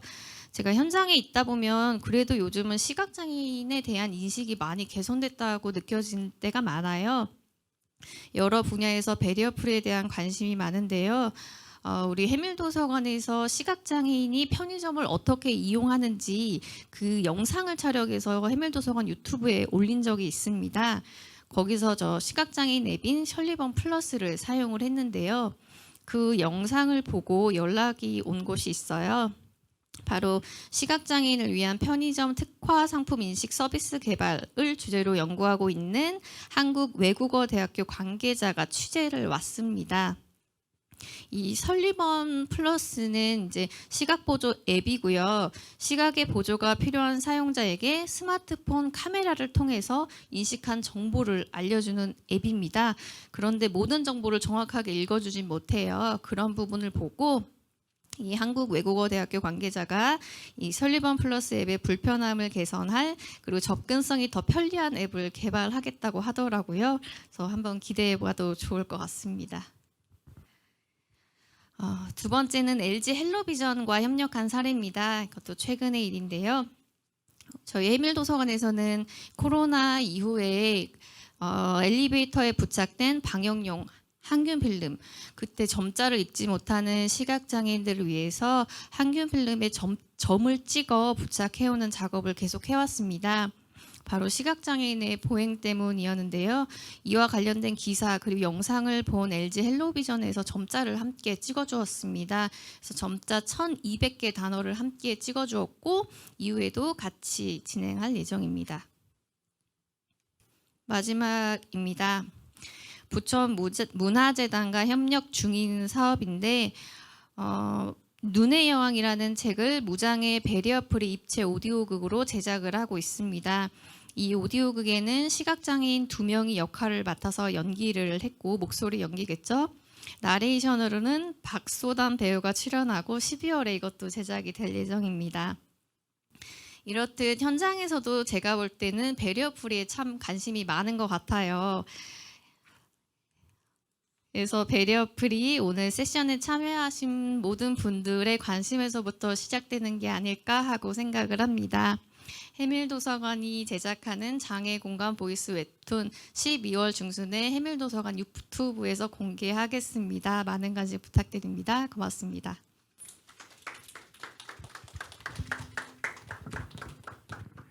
네, 해밀도서관 이슬 국장님의 발표였는데요. 이제 이 장애공간 보이스 웹툰이 앞에서 이야기되었던 어떤 웹툰을 배리어프리하게 만드는 것과의 차이는 이거는 제작 기획 단계에서부터 배리어 프리가 고려되고 있다는 점일 것 같습니다. 그리고 시각장애인 당사자가 제작 과정에 적극적으로 참여하고 있다는 점도 그렇고요. 그리고 이거는 이제 발표 뒷부분에서 등장한 용어인데 묵자라는 용어가 잠깐 등장을 했는데요. 이것도 생소하실 수 있는 분들이 있어서 설명을 드리면 기본적으로 점자에 이제 대응되는 표현이라고 생각을 하시면 될 것 같습니다. 지금 이렇게 화면에 떠 있는 그냥 평평한 글자 혹은 책에 잉크로 인쇄되어 있는 글자 이런 거를 묵자라고 부르고 이제 촉각으로 읽을 수 있는 걸 점자 이렇게 부르고 있어서 이거를 우선 설명을 드렸고요. 그리고 이제 마지막 발표는 저의 발표인데요. 이제 제가 오늘 사회자이자 연사로 참여를 하게 되어서 발표를 하게 되었습니다. 제가 오늘 준비한 발표는 감각 번역이라는 키워드를 가지고 있는데요. 그래서 배리어 프리 웹툰은 여전히 웹툰일까라는 발표입니다. 그래서 저는 앞에서 제 소개를 충분히 안 드렸던 것 같은데 저는 이제 차별에 저항하는 장애인 언론 비마이너의 칼럼니스트이자 객원 기자로 활동하고 있고요. 최근에 단체의 상상력이라는 책을 쓰기도 했습니다. 네, 그러면 발표를 시작해 보도록 하겠습니다. 우선 이거 바다 그림은 이따가 말씀을 드리려고 하는데요. 그 페이스북이든 인스타그램이든 트위터든 이런 소셜미디어에서 사실 사진을 올리지 않는 유저는 거의 없죠. 제가 어젠가 그젠가 유퀴즈를 보는데 거기에 박지성 선수가 나와가지고 인제 선수는 아니지만 자기는 소셜미디어를 안 한다. 왜냐하면 사진을 안 찍기 때문이다. 라고 이야기를 할 정도로 사실 사진과 소셜미디어는 떼어놓을 수가 없는 건데요. 이런 셀카 사진, 음식 사진 이런 것들 근데 여기에 대체 텍스트가 없으면 사실 TTS 기능으로 사진을 읽어주지 않습니다. 그러니까 아까 전에 첫 발표 영상에서 보신 것처럼 어쩌고 저쩌고 JPG, 어쩌고 저쩌고 PNG 이렇게 읽어주거나 아니면 그냥 사진 이렇게 읽어주거나 심지어 그냥 띡띡 소리로만 끝나는 경우까지도 있더라고요. 이제 정확한 규칙성은 모르겠는데 어쨌든 대체 텍스트가 없으면 이걸 읽어주질 않습니다. 그래서 이게 지금은 얼마나 바뀌었는지 잘 모르겠지만 원래 캔 음료에 인쇄된 점자들이 그냥 음료 아니면 탄산음료 정도로만 적혀 있어서 이게 뭐 콜라인지 사이다인지 소래눈인지 뭔지 알 수가 없는 그런 상황이었는데 이게 사실은 온라인 이런 첨단 기술과 결합한 이후에도 그런 상황 자체가 그렇게 크게 달라지지는 않았던 거죠. 그래서 저는 특히 페이스북에서 사진이나 카드 뉴스 같은 게 보이면 이제 거기에다가 대체 텍스트가 있는지 보이스오버 기능을 켜서 잠깐 확인을 해보고 없으면 이제 댓글을 달고 댓글에 대댓글이 안 달리면 메시지를 보내고 메시지 답장이 없으면 다음 게시물에 또 댓글을 달고 또 메시지를 보내고 그냥 어지간히 귀찮게 굴었는데요. 그렇게 귀찮게 굴다 보니까 피드백을 주는 곳들도 조금씩 더 늘어나고 이제 제 지인분들도 인터넷에서 그런 걸 보면 같이 와가지고 댓글로 왜 피드백 없냐 이렇게 같이 갈궈주는 그런 상황들이 연출되면서 되게 힘을 얻기도 했었습니다. 이제 이런 사람들이 이곳저곳에서 많이 있기 때문에 점점 이런 변화들이 조금씩 생기고 있다고 생각하는데요. 그런데 사실 이 대체 텍스트라는 게 작성하는 기준이 뚜렷하게 없습니다. 그러니까 이를테면 교과서나 보고서 같은 데 들어가는 뭐 지도, 표, 그래프 이런 것들은 그런 지침들이 다 있는데 맛집 가서 찍은 사진이나 관광지에서 찍은 셀카를 대체 텍스트 입력하는 지침 같은 거는 아직 없는 거죠. 사실 어떻게 만들어야 될지 약간 난감하기도 하고요. 그래서 소셜미디어에서 접근 가능하게 사진을 올리는 거는 생각보다는 어려운 일일 수가 있습니다. 그래서 이게 우리가 사진을 올리는 건 그런 표나 지도처럼 정보를만 전달하기 위한 게 아니라 어떤 분위기를 전달하고 싶은 거니까요. 그래가지고 이거를 좀 더 실제 사례를 가지고 생각하면 좋을 것 같은데요. 이제 여기 화면에 있는 바다 사진입니다. 이거는 제가 올해 초에 이제 강릉에 가서 찍은 바다 사진인데요. 이 사진의 대체 텍스트를 우리는 어떻게 작성해 볼 수가 있을까요? 이제 여기에 나오는 세 개가 제가 작성해 본 대체 텍스트입니다. 정확히는 0번 이제 해변, 시뢰, 하늘, 물, 이가 표시된 사진이라고 적혀 있는 거는 이 PPT에서 자동으로 입력해 준 대체 텍스트였고요. 이제 1번 모래사장과 바다, 푸른 하늘이 보인다라고 이제 제가 간략하게 적어본 대체 텍스트입니다. 그리고 2번으로는 대낮의 바닷가, 울퉁불퉁하고 누런 모래와 짙은 푸른빛의 바다 사이에는 파도가 모래를 매끈하게 씻어낸 흔적이 있다. 잔잔해 보이는 바다에도 하얀 포말이 일고 있다. 이렇게 이제 대체 텍스트를 제가 작성해 본 거는 두 가지인데요. 0번은 조금 너무 딱딱하죠. 사실은 이 사진의 분위기를 반영하기에는. 그런데 이제 여기에서 제 고민은 2번이 1번보다 상세한 건 분명한데 여기에서 1번이 부족하다고 말할 수 있을까요? 아니면 2번이 과도하다고 말할 수 있을까요? 왜냐하면 이게 대체 텍스트를 입력하다 보면 대체 텍스트가 몇 자를 넘지 않게 해주세요라는 안내 문구가 적혀 있는 경우들이 있어요. 왜냐하면 이게 어쨌든 이거를 그 TTS 기능을 사용하면 일정 시간 동안 소리를 읽어주는데 너무 길면 이 사진을 보는 데 드는 시간이 굉장히 길어지니까 그것도 접근성에서 사실 너무 자세해도 문제가 생길 수가 있는 거거든요. 그래서 저는 보통 사실 소셜미디어에서 쓸 때 2번 같이 쓰는 편인데 배리어프리 영화를 위한 화면 해설 제작 지침을 보면은 주관적 해석은 배제해야 한다라는 안내 지침이 있어요. 그래서 이제 해석의 여지가 청자에게 달려 있어야 한다는 게 사실 중요하기 때문에 이 어느 정도가 적정선인가를 생각하는 게 사실은 조금 어려웠는데요. 저는 바로 이 지점에서 감각 번역이 필요하다고 생각을 합니다. 이제 뭐 해외에서 비슷한 단어를 사용하는지는 모르는데 이건 그냥 제가 그냥 맘대로 만든 말이고요. 그러니까 이 감각 번역이라는 게 전 대체 텍스트나 화면 해설 혹은 폐쇄 자막이 장애인을 위한 최소한의 편이라고 생각하지 않습니다. 물론 최소한의 편이라고 이제 장애인 차별 금지법 등에서 규정을 하고 있지만 저는 이걸 최소한이라고 이해하다 보면 우리가 최소한에만 만족하게 될 수도 있다고 생각하기 때문입니다. 이를테면 아까 얘기한 해변, 물, 하늘, 이가 있는 사진 이 정도에 그냥 만족해야 할 수도 있다는 거죠. 그래서 저는 이거를 감각 번역이라고 이해를 하고 싶은데요. 이처럼 이런 최소한이라는 기준에 불편을 느끼는 당사자들은 사실 이미 존재합니다. 그 폐쇄 자막 같은 거를 키고 이제 넷플릭스 같은 데에서 드라마를 보신 분들이라면 보신 적 있겠지만 의미심장한 음악 이런 식으로 이제 대괄호 안에 적혀 있는 경우가 있어요. 그리고 이제 사실 약간 난감한 자막이거든요. 그러니까 저희가 친구하고 같이 그걸로 영화를 보는데 친구가 아니 저 따위로 적어놓으면 내가 저게 의미심장하다고 느껴지냐 이러고 짜증을 내더라고요. 오히려 그게 몰입을 깬다고. 그러니까 이거는 사실 실패한 감각 번역인 거죠. 왜냐하면 의미심장한 음악을 깔아놓은 거는 이 집중도를 높이기 위한 거지 이 황당해가지고 집중력을 깨지게 만들기 위한 게 아니었으니까요. 그래서 저는 이런 의도한 바를 좀 더 잘 반영하기 위해 필요한 게 이제 편의가 아니라 적절한 감각 번역이라고 생각하고 그렇게 부르고 싶습니다. 그렇다면 배리어프리한 웹툰은 어떻게 만들 수 있을까요? 이제 앞에 이슬 국장님이 발표해서 구체적인 작업 과정을 소개해 주시기도 했는데요. 저는 감각 번역의 개념과 거기서 발생할 고민들을 나누어 보고자 합니다. 이렇게 이 감각 번역이라는 게 화면에서 띄워둔 것처럼 하나의 감각을 다른 감각으로도 느낄 수 있도록 변환하는 과정이고 여기서 중요한 게 원본을 경험하는 것과 비슷한 수준의 경험이라는 거를 생각을 할 때 이제 앞에 의미심장한 음악이라는 거를 그러면 어떻게 글자로 표현할 수 있을까 이런 고민이었는데요. 저는 오늘 주제가 대체 텍스트 이제 이런 것과 좀 더 관련이 되기 때문에 실제 웹툰 사례를 가지고 보려고 합니다. 네, 이제 이거는 배리어프리 웹툰은 아니고요. 제가 며칠 전에 네이버 웹툰에 들어가서 실시간 랭킹에 올라와 있는 작품 중 아무거나 들어가가지고 그냥 찾은 한 장면입니다. 그래서 이 장면의 대체 텍스트를 작성한다면 대략 이렇게 해볼 수 있을까요?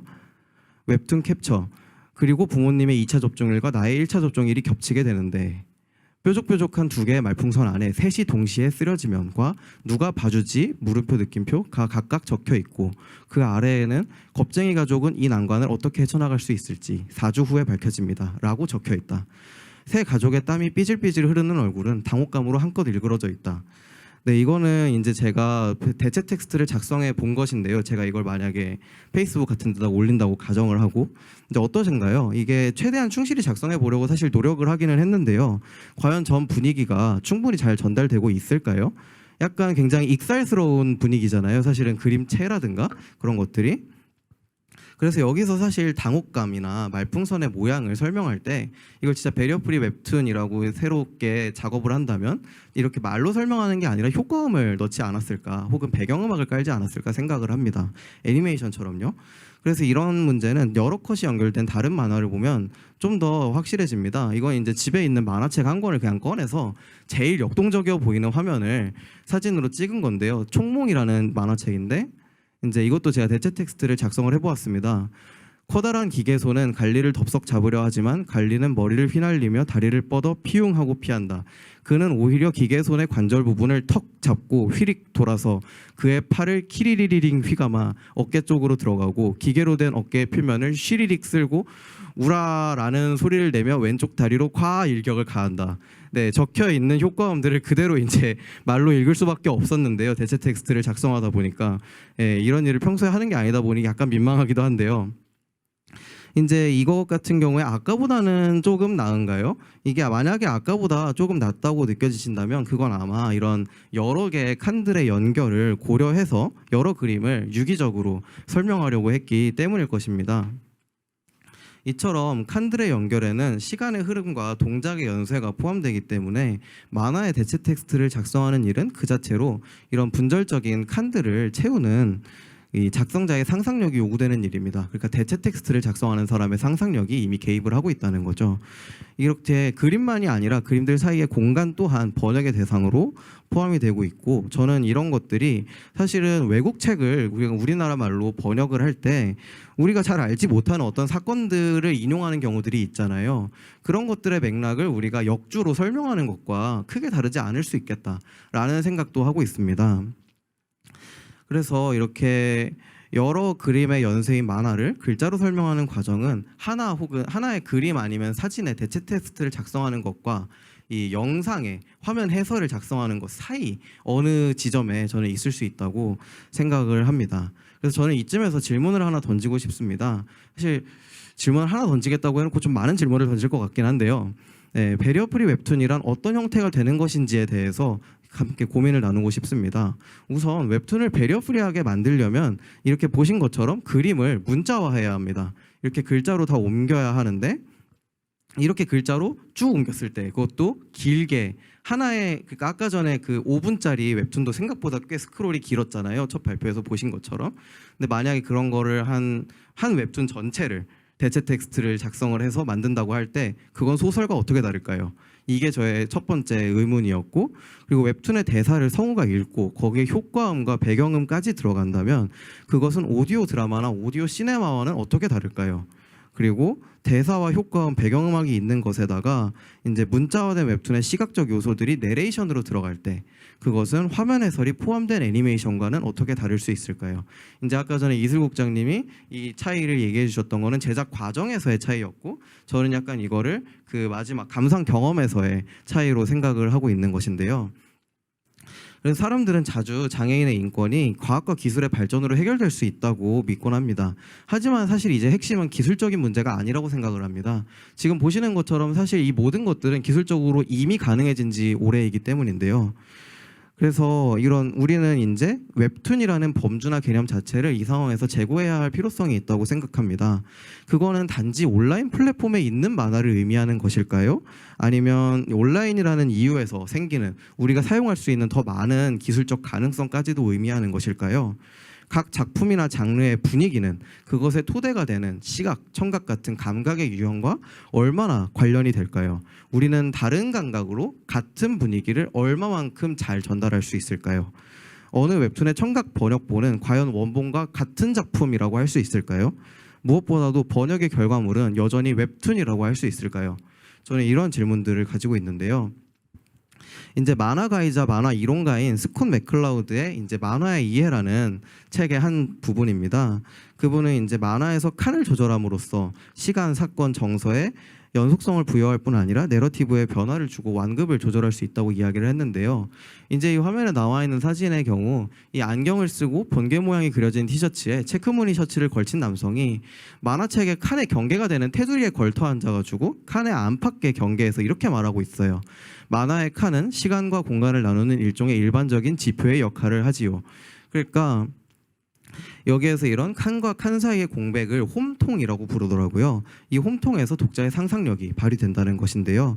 애초에 만화라는 게 정지된 시각 매체인 그림과 글자만을 가지고 이 모든 것들을 표현해내야 한다는 감각적 제약 안에서 성립한 장르이기 때문에 그 안에서 발휘할 수 있게 되는 상상력이 중요합니다.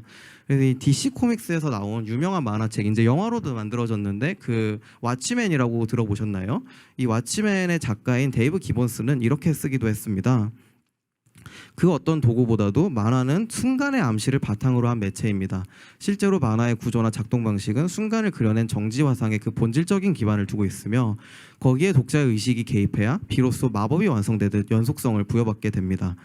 그러니까 이제 우리가 당면한 과제는 형식상으로 사실 순간의 암시일 수가 없잖아요. 배리어 프리 웹툰을 만들 때 이게 청각적으로 시간이 부여될 수밖에 없으니까. 그랬을 때 우리는 이때 청각적인 것을 그러한 감각의 제약 안에서 성립한 만화라는 콘텐츠라는 장르 안에서 풀어내는 일입니다. 그래서 이는 만화의 본질적인 기반에 도전하는 것일 수밖에 없다고 저는 생각을 하고, 이때 가장 중요한 고민은 아마도 기본스가 쓴 다음 문장일 것입니다. 모닥불 옆에서 들려주는 이야기든 스크린을 통해 뿜어져 나오는 화려한 볼거리든 화자로서 내려야 하는 가장 중요한 결정은 무엇을 드러내고 무엇을 감출 것인지를 판단하는 것입니다. 글로만 구성하든 아니면 이미지를 포함하든 전달자는 보여줄 것과 보여주지 않을 것을 명확히 구분해 두어야 합니다. 저는 이것이 감각 번역에서도 가장 핵심이라고 생각합니다. 번역본은 해설이 되어서는 안 되기 때문입니다. 그래서 이 문장은 또한 앞서 보여드린 것과 같은 페이지에 있는 문장인데요. 애매하게 잘려서 그냥 직접 썼습니다.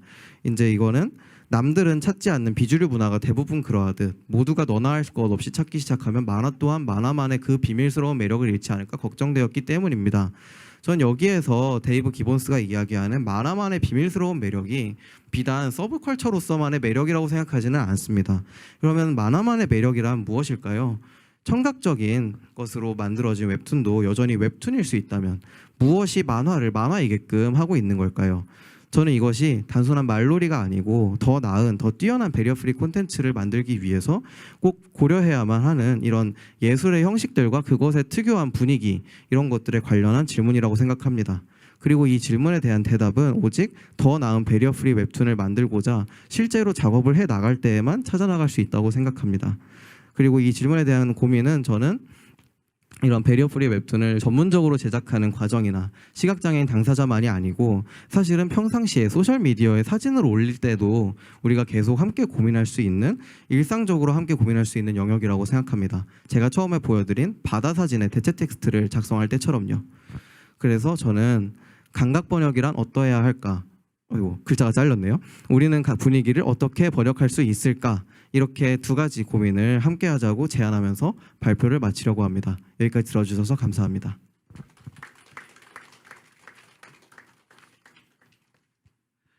네, 일단 이렇게 준비된 발표 4개가 모두 끝났는데요. 우선 여기에서 청중분들의 어떤 질문을 먼저 받아볼 수 있으면 받아보려고 합니다.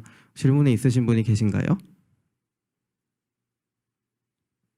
저기 여기 앞에. 네.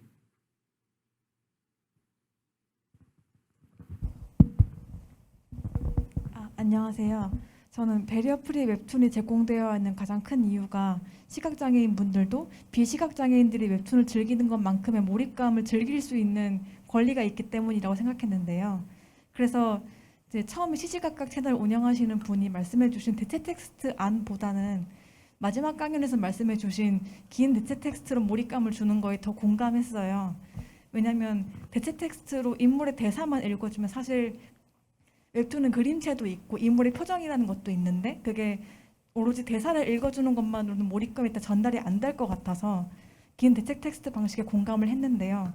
다만 제가 우려했던 점은 결국은 저는 이게 웹툰이라는 포맷을 벗어난 형태라고 생각했거든요.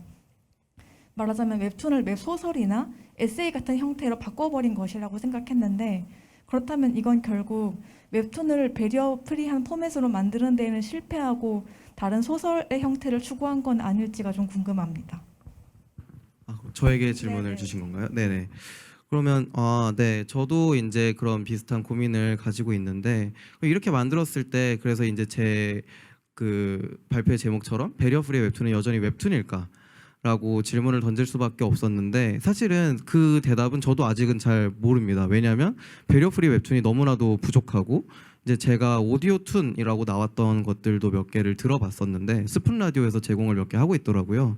그래서 그거를 들어봤는데 그것도 이런 점에서 조금 더 효과음을 더 적절하게 사용했으면 어땠을까, 이거를 그림으로 했으면 어땠을 것 같은데라는 것들이 상상이 되면서 뭔가 이거 두 개가 같은 장르인가라는 고민도 함께 들었고, 방금 얘기해 주신 것처럼 이게 소설과는 결국 그러니까 웹툰을 벗어나서 소설이 되어버리는 것은 아닌가, 이런 이야기도 해주셨지만 사실 아직 완성을 해본 적이 없어서 모르지만 이게 저는 그 형태 자체가 그렇게 중요하다고 생각하지는 않고, 그래서 이게 기본적으로는 그 콘텐츠를 어떻게 하면 우리가 즐길 수 있을까, 이를테면 드라마를 드라마로 보는 것과 그것에 어떤 출판된 그 대본집 같은 걸로 보는 것이 물론 그 장르의 차이가 느껴질 수도 있지만 이제 그것을 청각적으로 우리가 또 새롭게 풀어낼 수가 있잖아요. 그렇게 할 때 이제 좀 더 청각에 특화된 드라마를 만들 수도 있고 그렇다고 생각을 하는데, 그래서 사실 저는 지금 웹툰이란 무엇일까, 이 배려프리 웹툰이란 가능할까, 이런 질문을 던졌던 이유는 이 만화적인 분위기라는 거를 저도 아직 뚜렷하게 잘 모르겠어서 사실 그 고민을 나눠보고 싶었는데, 그런 분위기가 있다면 그 분위기를 살리기 위해서 어떤 효과음들을 더 사용할 수 있을지, 이제 사실 그거는 이제 이슬국장님이 현재 만들고 계시는 그런 배려프리 웹툰 제작 과정에서도 어느 정도 고려가 되었을 거라고 생각을 하고 있는데요. 기본적으로는 그런 걸 한번 해보고, 제가 바라는 거는 그거였어요. 이거를 일단 한번 만들어보자. 일단 한번 만들어보고 이게 여전히 웹툰인지 아닌지 그때 가서 한번 판단해보자. 만약에 이게 별로 웹툰 같지 않다면 왜 웹툰 같지 않은지, 웹툰 같으려면 뭐가 필요할지 한번 그걸 보완해보자. 이런 어떤 실제로 해보면서 알아나가야 하지 않을까. 네, 저는 그렇게 생각을 하고 있습니다. 혹시 다른 분들도 질문 있는 분 계신가요?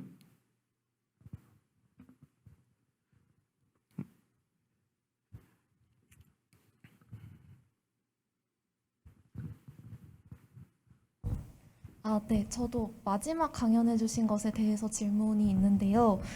말씀해 주신 그 감각 번역이다라고 하는 것의 필요성에 굉장히 많이 공감을 했고, 근데 강의 초반에 언급해 주신 원본에 충실한 어떤 대테텍스트 작성의 필요성에 대해서도 많이 공감을 하면서, 그렇다면 그 감각 번역을 누가 수행하는 것이 맞을까에 대해서 고민을 하게 되었던 것 같아요.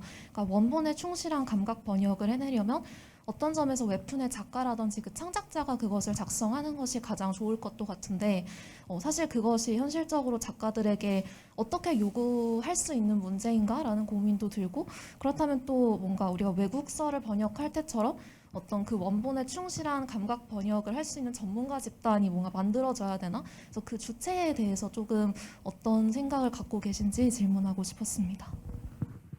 네, 저도 이제 그 지점을 생각을 하고 있었는데요. 이제 이전에 배리어 프리 웹툰은 가능할까라는 제목으로 글을 쓴 적이 있었는데, 이제 그 칼럼에서 제가 이야기를 했던 것이 감각 번역이라는 게 사실은 필연적으로 종합 산업일 수밖에 없다라는 거였어요. 왜냐하면은 이제 방금 얘기해 주신 것처럼 작가가 직접 그거를 작성하는 게 제일 좋겠지만, 이를테면 제가 직접 찍은 바다 사진의 대체 텍스트를 직접 작성한 것처럼 그때 의도를 제일 잘 살릴 수 있지만 사실은 업무가 엄청나게 많잖아요, 이미. 그리고 어쨌든 현실적인 한계라는 게 하나하나의 사람에게 있고, 저는 그래서 이 감각 번역가라는 사람이 있어야 한다고 따로 생각을 해요. 일반 책의 번역가처럼. 그러니까 이 사람이 이를테면 웹툰 같은 것도 이제 팀으로 많이들 작업을 하잖아요. 그럼 그 팀의 작업하는 환경에서 함께 상주하면서 이 완성된 컷에서 어떤 분위기를 전달하려고 하신 건가요?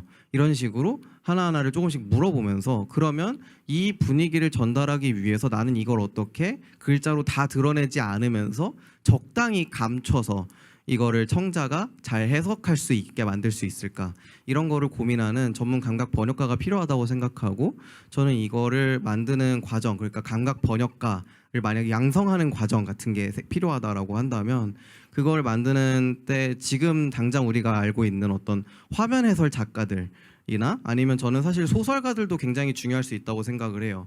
왜냐하면 소설가들의 경험이라는 게 사실 어떤 여행을 다니거나 하면서 자신이 보고 듣고 먹고 이런 느끼는 온갖 것들을 모조리 다 글로 풀어내는 사람들이잖아요.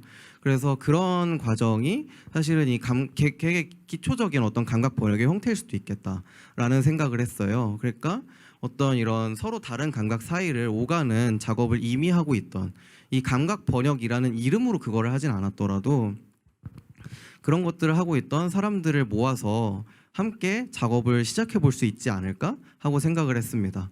여기에는 이제 그냥 글자로 적혀 있는 것에 성격을 부여하고 분위기를 부여해 온 성우라는 직업도 함께 작업할 수 있을 것이고, 이제 사진사라든가 이제 이런 프레임으로 저렇게 찍으면 무엇을 표현할 수 있을 것이다 라는 생각을 하면서 찍는 사람들이잖아요. 이제 그런 저는 다양한 분야의 예술가들, 그 기술자들이 모두 함께 모여서 이 해나가야 하는 게 감각 번역이고, 그렇게 해서 시작을 하다 보면 나중에는 이제 조금 더 적은 인원으로도 이런 감각 번역이라는 거를 할 수 있게 되지 않을까 생각을 하고 있습니다.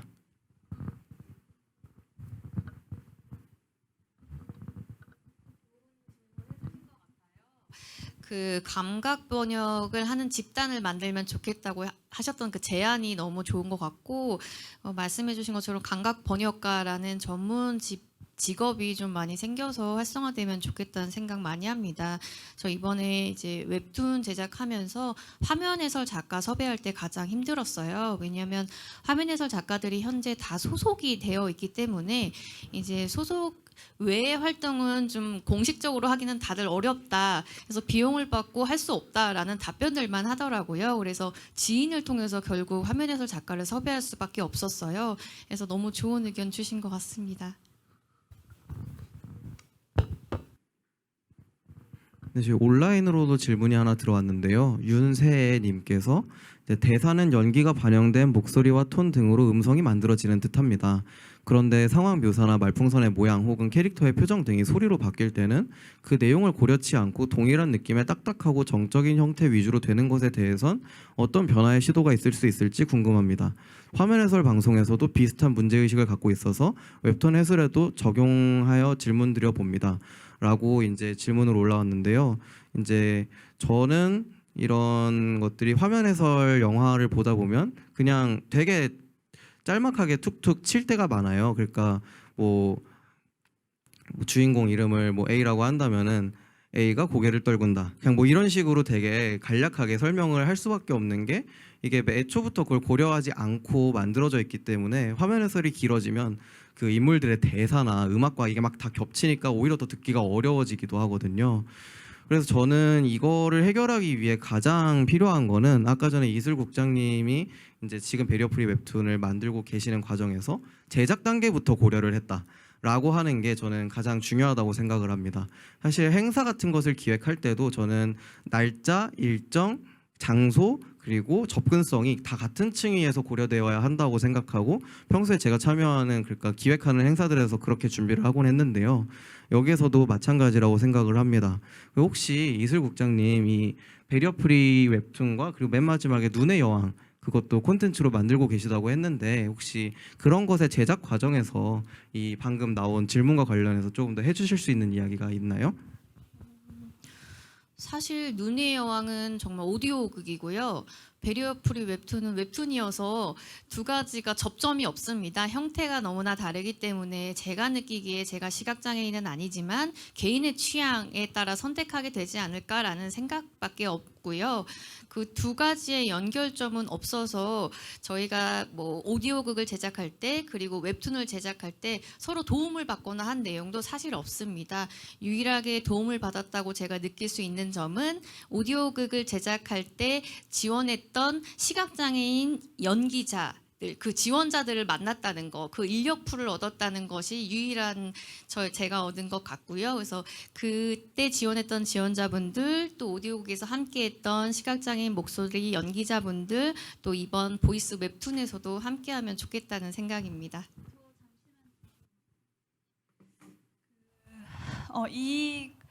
이 부분에 대해서도 저도 약간 드릴 말씀이 있는데, 뭐냐면 제가 그 시각 장애인이기도 하잖아요. 그래서 저도 화면 해설 컨텐츠를 많이 즐겨 보는 편이고 항상 생각을 하고 있는데, 이게 꼭 저는 단순한 게 나쁜가라는 생각이 들어요. 왜냐하면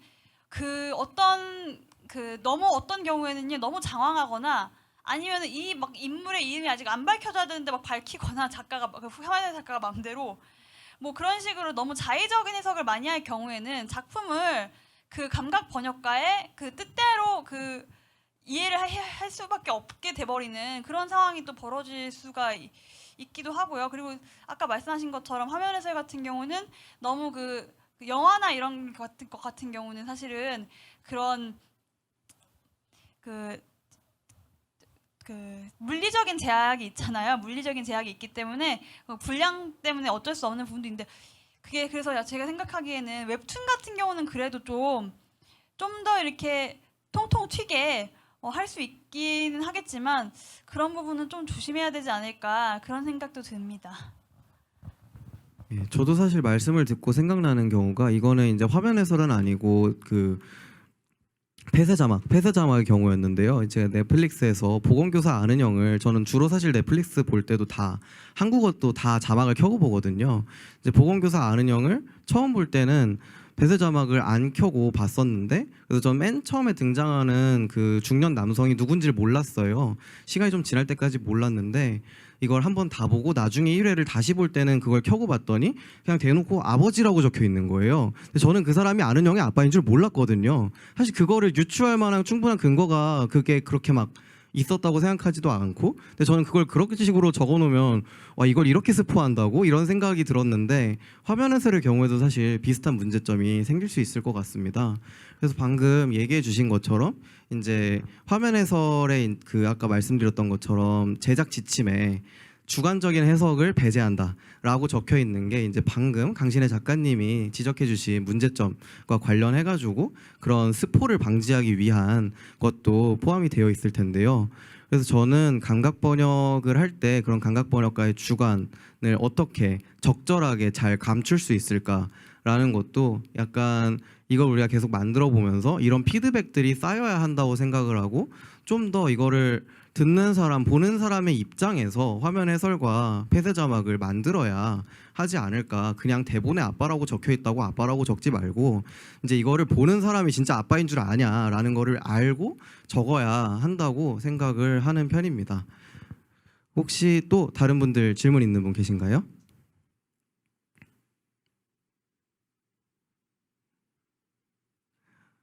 네, 일단 질문이 없는 것 같은데 그러면 제가 이제 혹시 그 강신혜 작가님과 이슬 국장님 두 분은 그 다른 분들 발표를 들으시면서 뭔가 다른 분들 발표에 대해서 궁금하셨거나 한 게 있으셨다면 지금 질문해 주셔도 좋을 것 같습니다. 알겠습니다. 사실 우리 강신혜 작가님은 우리 시각장애인계에서는 어떻게 보면 직업을 굉장히 확장하는데 대표적인 분이시다 이렇게 저는 평가를 해요. 교사로서 또 활동도 하시고 계시기 때문에 그리고 게임 스토리 작가로 활동하시면서 여러 콘텐츠에 관심이 정말 많으시겠지라고 생각을 했는데요.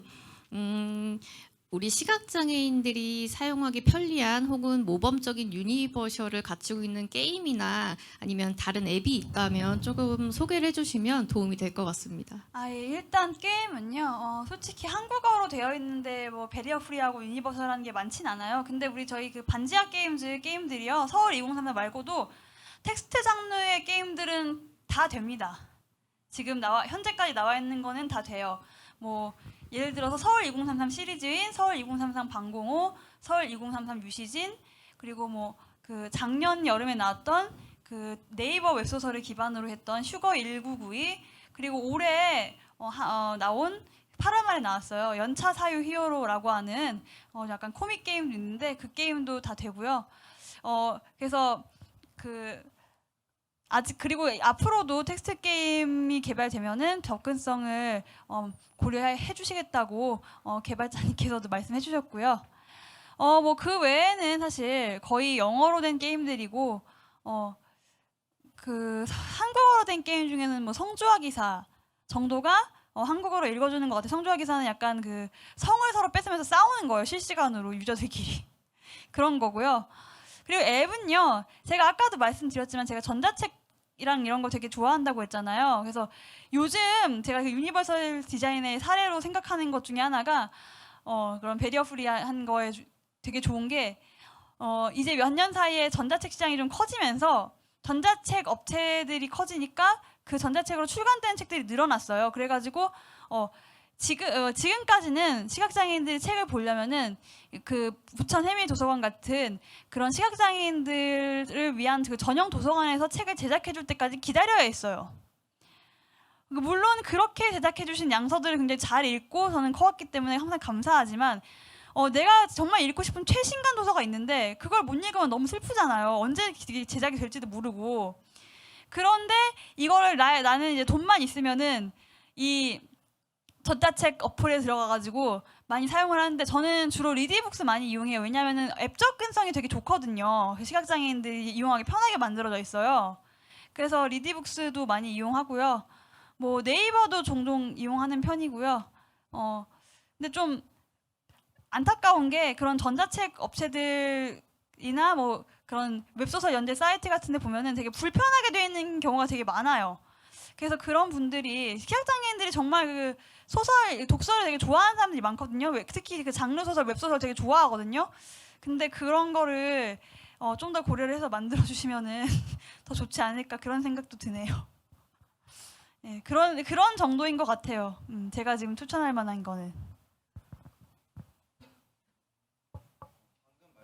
오, 이제 저 떠오른 게 하나 있어가지고 그 콘솔 게임 중에 좀 유명한 라스트 오브 어스라는 게임이 있는데 그게 이제 시각장애인 접근성이 굉장히 잘 되어 있다고 하더라고요. 그 음성으로 뭐 앞에 뭐가 있고 옆에 뭐가 있고 어느 방향으로 가는지 같은 것들을 이 게임기에 진동하고 이 소리하고 그걸로 전부 다 거의 할 수 있도록 접근성에 엄청 공을 들인 작품이라고 하는데 이제 저는 그 콘솔이 없어서 게임을 직접 해보진 못했지만 이제 그 플레이 영상들을 한번 봤으니까 나중에 궁금하신 분들은 혹시 그 엑스박스였는지 플레이스테이션인지 기억은 안 나지만 그게 있는 분들은 한번 직접 그 접근성 옵션을 켜고 게임을 플레이해 보시는 것도 좋을 것 같습니다. 그리고 방금 소개해 주신 것처럼 이제 리디북스, 뭐 저희가 광고를 하는 건 아니지만 리디북스를 이제 보이스 오버 같은 기능을 켜고 한번 사용을 직접 해보시는 것도 되게 좋은 경험이 될 것 같습니다. 혹시 강신혜 작가님은 이제 이슬국장님이나 제 발표 아니면 양주혜님 이제 동영상에서 한번 얘기해 보시고 싶은 게 있으신가요? 네, 아까 안희재 기자님한테는 제가 그 감각 번역에 대해서 잠깐 말씀을 드렸으니까 생략하고요. 이슬 국장님한테 궁금한 게 있는데요. 이게 만약에 잘 되면요, 이거는 지금 베리어 프리 웹툰이라는 걸 알리기 위해서 하는 게 크잖아요, 사실은. 근데 좀 더 이제 본격적으로 그 정말 기존 웹툰 작품 같은 거랑 이렇게 콜라보레이션을 해가지고 혹시나 해보실 계획이 있는지 해보실 것 같으면은 어떤 현실적인 어려움이 있을지 이런 게 궁금합니다. 너무 좋은 제안이시네요. 하지만 안타깝게도 계획이 없습니다. 왜냐하면 저희는 이제 저희 부천시 해밀도서관은요. 시각장애인하고 비장애인이 함께 이용하는 도서관이에요. 그렇다 보니까 시각장애에 대한 비장애인의 인식을 개선하는 데 목적을 두고 사업을 항상 하고 있기 때문에요. 어려울 것 같지만 정말 잘 돼서 기회가 된다면 또 이런 좋은 자리에서 또 함께 만날 수 있겠죠. 이제 방금 이야기해 주신 것처럼 이제 도서관 같은 데에서는 사실 예산 같은 문제도 있고 진행하고 있는 다른 산업들도 있기 때문에 어느 정도 한계가 있지만 저는 이런 사례들이 쌓이면서 이제 이거를 조금 더 큰 웹툰 플랫폼이나 아니면 다른 이제 웹툰 작가들이나 이런 사람들이 그거를 참고로 삼아서 조금씩 자신의 작품들 혹은 플랫폼들에다가 녹여내는 게 되게 중요하다고 생각을 합니다. 그리고 이런 면에서는 사실 그 장애인 차별 금지법에서는 정당한 편의 제공을 의무로 규정을 하고 있는데요. 이런 점들도 사실은 정당한 편의이거든요. 왜냐하면 시각장애인이 웹툰을 보려면 당연히 필요한 거니까. 그래서 이러한 것들이 사실 그러니까 편의가 없는 게 단순히 편의가 없어서 아쉽다 이게 아니라 편의가 없는 것은 차별일 수 있다. 그 자체로 차별일 수 있다라는 인식이 확산되는 게 저는 굉장히 중요하다고 생각을 하고 지금 그 베리어 프리 웹툰을 만들고 계신 것도 이제 비장애인들이 대상으로 그걸 봤을 때 이렇게 해놓으면 당연히 시각장애인도 이거를 볼 수 있겠구나 라는 생각을 갖게 한다는 점에서 저는 굉장히 중요한 그런 사례라고 생각을 합니다. 저는 이제 강신혜 작가님께 하나 여쭤보고 싶은 게 있는데요. 이제 사실 다른 콘텐츠들, 그러니까 드라마, 영화, 연극, 요즘에는 연극도 배리어 프리 연극이 되게 많거든요. 드라마, 영화, 연극, 그리고 오늘 저희가 이야기하고 있는 웹툰, 이런 것들에서는 배리어 프리가 좀 얘기가 되고 있는데, 사실 게임 같은 경우에는 배리어 프리가 그렇게 많이 얘기가 되는 것 같지는 않아요. 그래서 이게 좀 게임이라는 게 다른 매체들과 달리 좀 쌍방형적인 매체라서 그런 건지, 그래서 좀 이런 게임 제작에 스토리 작가로 참여하시면서 아시게 된 어떤 게임의 접근성 마련을 하거나 아니면 보완을 할 때 필요한 어떤 현장의 지식들이 있다면 무엇이 있을까요? 저는 사실 정말 그 게임 제작에 대해서는 아예 거의 모르고요. 그냥 저는 스토리를 열심히 쓸 뿐이고요. 근데 뭐 저도 이제 게임에 워낙 원래 옛날부터 관심이 많아가지고 뭐 텍스트 게임이라고 적혀 있으면은 모바일에서 한번 다운받아가지고 한번 깔아보고 괜히 그랬어요. 그래서 이게 서울 2033이 성공을 한 이후에도 텍스트 게임들이 좀 몇 개 나왔는데 여러 개 나왔어요. 그래서 많이 인기를 끌고 있는데 기대를 가지고 다를 받아보면 역시 안 돼요. 근데 저는 그렇게 생각해요. 이게 막 기술적으로 엄청 어려워서 안 된다기보다는 처음부터 시각 장애인을 아예 게임을 할 수 있다고 생각을 안 하면은 당연히 그렇게 안 만들어지겠죠.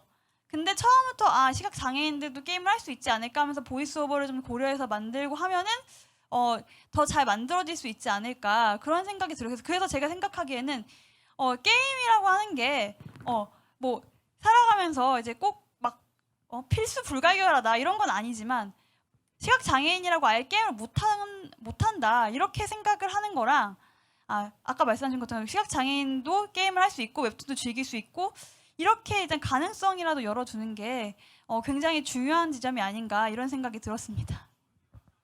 그러면 그 서울 2033의 유저 인터페이스 같은 것들 중에서 약간 사용하실 때 이런 거는 다른 게임들, 뭐 텍스트 게임이든 아니든 다른 게임들이나 아니면 다른 어플리케이션에도 적용되었으면 좋겠다 하는 좀 편했던 게 있으신가요?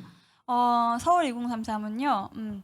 거기서 보면은 이제 뭔가 체력이나 이런 게 다르면은 막 진동이 막 나오고 하는데 그런 것들이 뭔가 어떤 어플에 변화가 있거나 이러면은 알림이 오기도 하지만 안 그런 경우도 있잖아요. 화면이 바뀌거나 했을 때 뭐 그런 것들이 있으면 좋을 것 같고요. 그리고 또 이 서울 2033이 이게 보면 텍스트 게임이어가지고 그렇다고 생각을 하는데 제가 사실 다른 게임들도 많이 해봤거든요. 외국의 그런 게임 같은 것들도.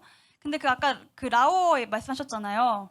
그런 것처럼 모바일이나 PC 같은 데서 충분히 이렇게 고려를 할 수 있어요. 예를 들어서 지도 같은 것도 좌표 개념을 도입을 해가지고 충분히 시각장애인들도 이동할 수 있게끔 탭으로 더블 탭을 해가지고 뭐 예를 들어서 뭐 남쪽으로 뭐 몇 칸 가시오 뭐 그러면은 거기에 뭐 도시가 있습니다 이런 식으로 이렇게 알려주면은 갈 수 있잖아요 충분히. 그래서 그런 것들을 보면은 제가 정말 아이디어 같은 게 굉장히 좋다 이런 생각이 들었었어요.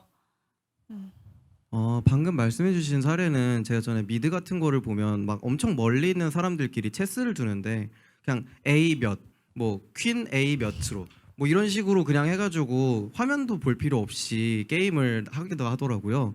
방금 말씀해주신 남쪽으로 몇 블록 이런 게 그런 비슷한 어떤 적용이 가능하다고 생각하시는 거죠? 네, 그렇게 약간 뭐 남쪽으로 몇 칸, 동쪽으로 몇 칸 가는 거. 그리고 요새 요새 게임들 같은 경우는 자동 사냥 이런 게 되게 많거든요.